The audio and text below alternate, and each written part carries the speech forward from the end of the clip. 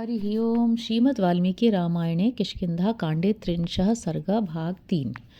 चञ्चच्चन्द्रकरस्पर्श हर्षोन्मीलिततारका अहो राघवती संध्या जहाति स्वयंवरम।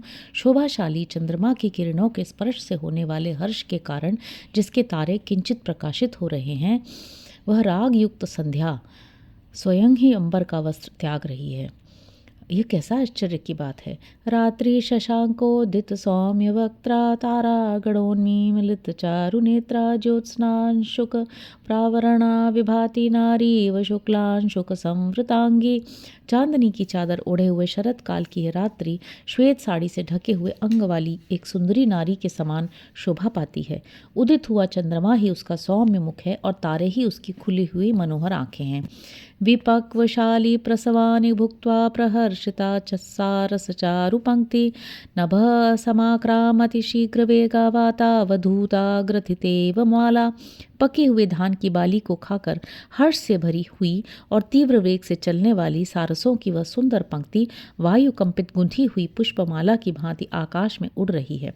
सुप्तैक हंसम कुमुदय रूपेतम महाहृदस्थम सलिलम विभाति घने विमुक्तम निशिपूर्ण चंद्रम तारागणाकीर्णमिवांतरिक्षिम। कुमुद के फूलों से भरा हुआ उस महान तालाब का जल जिसमें एक हंस सोया हुआ है, ऐसा जान पड़ता है मानो रात के समय बादलों के आवरण से रहित आकाश सब ओर छिटके हुए तारों से व्याप्त होकर पूर्ण चंद्रमा के साथ शोभा पा रहा हो। प्रकीर्ण हंसा कुल मेखलानां प्रबुद्ध पद्मोत्पल मालिनीनां वाप्युत्तमानामधिद्याकाद्य लक्ष्मीर्वरांगनानामिव भूषितानां। सब ओर बिखरे हुए हंस ही जिनकी फैली हुई मेखला हैं, जो खिले हुए कमलों और उत्पलों की मालाएं धारण करती हैं, उन उत्तम बावड़ियों की शोभा आज वस्त्राभूषणों से विभूषित हुई सुंदर वनिताओं के समान हो रही है। वेणु स्वर व्यंजित तूर्य मिश्र प्रत्यूष काले नील संप्रवृत्तः सम्मूर्छितो गर्गरगो वृषाणाम् अन्योन्यमापूरयतीव शब्दः। वेणु के स्वर के रूप में व्यक्त हुए वाद्य घोष से मिश्रित और प्रातःकाल की वायु से वृद्धि को प्राप्त होकर सब ओर फैला हुआ दही मथने के बड़े बड़े भांडों और साड़ों का शब्द मानो एक दूसरे का पूरक हो रहा है। नवैर्नदीनां कुसुम प्रहासैर्व्याधूयमानैर्मृदुमारुतेन धौतामलक्षौमपटप्रकाशय कूलानिकाशय रूप शोभितानि। नदियों के तटबंध बंद वायु से कंपित पुष्प रूपी हास से सुशोभित और धुले हुए निर्मल रेशमी वस्त्रों के समान प्रकाशित होने वाले नूतन कांसों से बड़ी शोभा पा रहे हैं। वन प्रचंडा मधुपान शौंडा प्रियान्विता षट्चरणा प्रहृष्टा वनेषु मत्ता पवनानुयात्रां कुर्वन्ति पद्मासन रेणुगौराः। वन में ढिठाई के साथ घूमने वाले तथा कमल और असन के परागों से गौरवर्ण को प्राप्त हुए मतवाले भ्रमर, जो पुष्पों के मकरंद का पान करने में बड़े चतुर हैं, अपनी प्रियाओं के साथ हर्ष में भरकर वनों में गंध के लोभ से वायु के पीछे पीछे जा रहे हैं। जलम प्रसन्नम कुसुम प्रहासम क्रौंच स्वनम शालिवनम विपक्वम मृदुश्च वायुर्विमलश्च चंद्र शंसन्ति वर्ष व्यपनीत कालम। जल स्वच्छ हो गया, धान की खेती पक गई है, वायु मंद गति से चलने लगी है और चंद्रमा अत्यंत निर्मल दिखाई देता है। ये सब लक्षण उस शरद काल के आगमन की सूचना देते हैं जिसमें वर्षा की समाप्ति हो जाती है, क्रौंच पक्षी बोलने लगते हैं और फूल उस ऋतु के हास की भांति खिल उठते हैं। मीनोपसंदर्शित मेखलानां नदी वधूनां गतयोद्यमंदा कांतोपभू ताल सगामिनीनां प्रभात कालेष्विव कामिनीनां।